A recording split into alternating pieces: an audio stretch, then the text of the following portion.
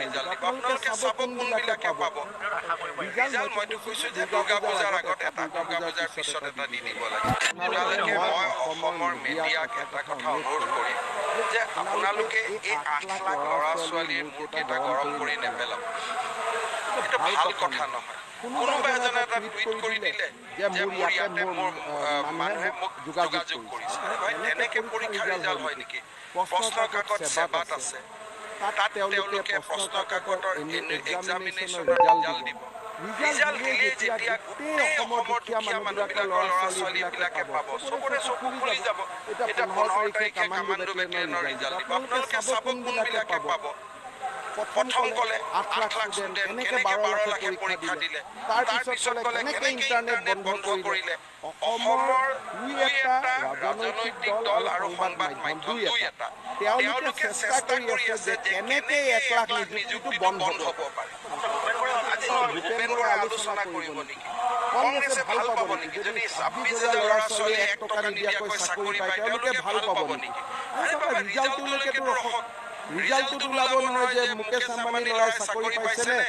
গাঁৱত পকৰি বিক্ৰী কৰা ল'ৰা ছোৱালীয়ে চাকৰি পাইছে ৰিজাল্টে ক'ব নহয় এটা ষড়যন্ত্ৰ নহয় মই ভাবোঁ যে এইবিলাক হৈছে মানসিকভাৱে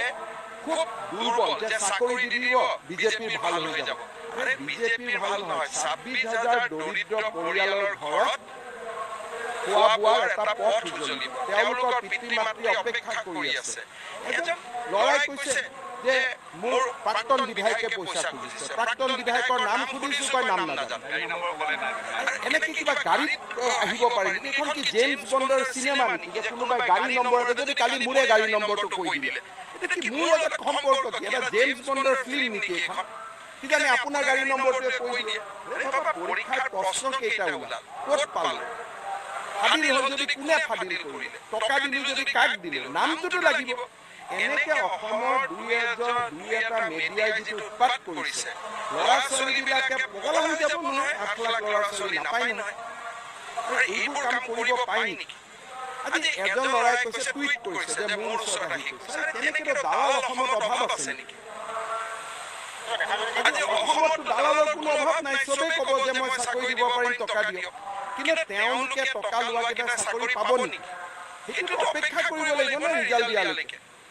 সংবাদ মাধ্যমৰ এটা ডাঙৰ গুৰুত্বপূৰ্ণ ভূমিকা আছে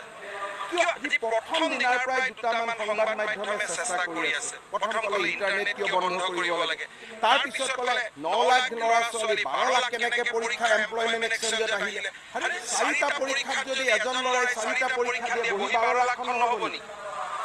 কেইটামান সংবাদ মাধ্যমে এইটো বহুত চেষ্টা কৰি আছে দুই এজনে আৰু কেইটামান ফাৰ্ষ্ট্ৰেটেড পলিটিকেল পাৰ্টি ৰিজাল্টৰ দিনাখন পানী গাখীৰ হৈ যাব